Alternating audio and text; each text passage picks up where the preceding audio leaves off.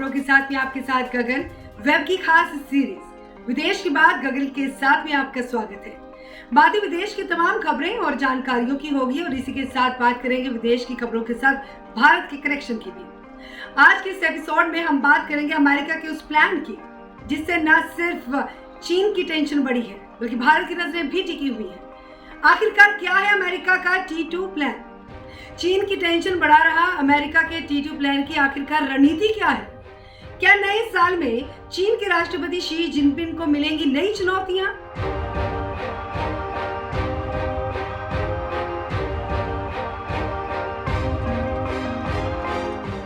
भारत समेत चीन के कई देशों के साथ सीमा गतिरोध भी जोरों पर रहा है।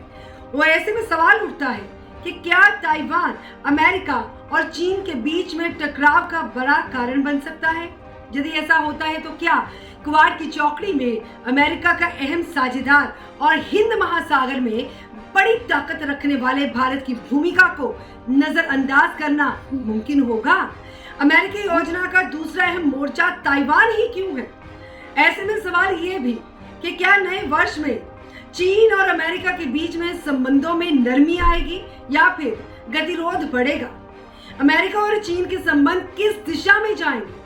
क्या नए वर्ष में भी बाइडेन प्रशासन का तिब्बत और ताइवान एजेंडा बना रहेगा?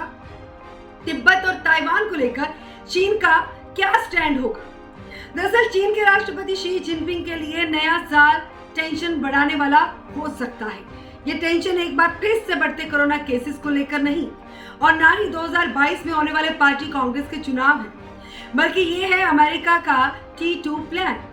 T2 यानी कि तिब्बत और ताइवान का मोर्चा, जिस पर अमेरिका ने अचानक काम करना शुरू कर दिया है और चीनी ड्रैगन पर नकेल कसने की तैयारी हो रही है। बता दें कि दलाई लामा के प्रतिनिधियों और चीन सरकार के बीच 2010 के बाद कोई औपचारिक वार्ता नहीं हुई है।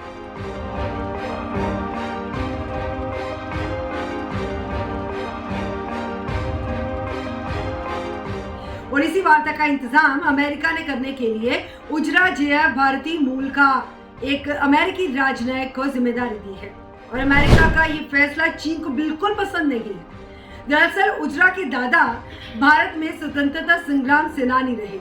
इतना ही नहीं, इस नियुक्ति के साथ भारत की भूमिका भी शामिल हो जाती है क्योंकि दलाई लामा और तिब्बत की निर्वासित प्रशासन हिमाचल प्रदेश के धर्मशाला में ही मौजूद है।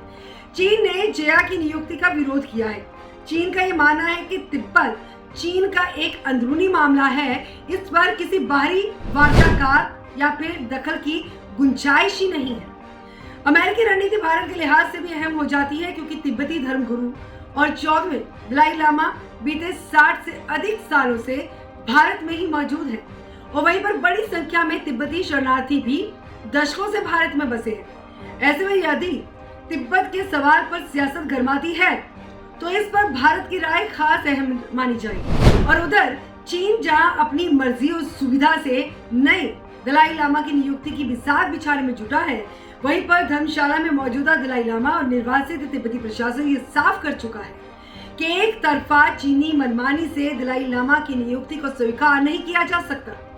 यानी कि साफ है कि ये टकराव का मोर्चा पहले से खड़ा है, जिसके सहारे अमेरिका भी चीन पर दबाव के गोले दागने का मौका चूकना नहीं चाहता। चीन अपनी वन चाइना पॉलिसी की दुहाई देते हुए ताइवान में किसी भी विदेशी दखल का विरोध करता है। वहीं गाहे बगाहे चीन के लड़ाकू विमान ताइवान के आसमान में उड़ान भरते हुए नजर आते हैं, जबकि दूसरी तरफ अमेरिका ये पहले से साफ कर चुका है कि ताइवान के खिलाफ चीन की किसी भी दादागिरी का जवाब दिया जाएगा। हिंद प्रशांत के क्षेत्र में अपनी सैन्य मौजूदगी और रणनीतिक सक्रियता बढ़ा चुका अमेरिका ताइवान के बहाने चीन पर तीर तानने का अवसर नहीं गंवाना चाहता। यही वजह है कि अमेरिका इन दिनों ताइवान के हितों की हिफाजत का हवाला देते हुए बीजिंग पर निशाना साधे हुए है। तो कुल मिलाकर कई जानकार ये भी मानते हैं कि ताइवान अमेरिका और चीन के बीच में टकराव का बड़ा मोर्चा बन सकता है। यदि ऐसा होता है तो क्वाड की चौकड़ी में अमेरिका का अहम साझेदार और हिंद महासागर में बड़ी ताकत रखने वाले भारत की भूमिका को नजरअंदाज करना मुमकिन हो ही नहीं सकता। हालांकि भारत ताइवान के साथ कारोबारी संबंधों की अगर बात की जाए तो अधिक तवज्जो दी जाती है, लेकिन बीते कुछ समय से ताइवान और भारत के बीच में राजनीतिक संवाद का सिलसिला भी बढ़ा है। यही वजह है कि मई 2020 में कई बीजेपी सांसद वर्चुअली तरीके से राष्ट्रपति साई किंग वेंग के शपथ ग्रहण समारोह में शामिल हुए। तो मामला देखिए कैसे ऐसे वक्त में गरमाया है जब हिंद प्रशांत के इलाके से लेकर हिमालय तक T2 के दोनों मोर्चे ऐसे वक्त गरमा रहे हैं जब राष्ट्रपति शी जिनपिंग 2022 में अपनी चुनावी लकीर को बड़ा करने की कोशिश में है।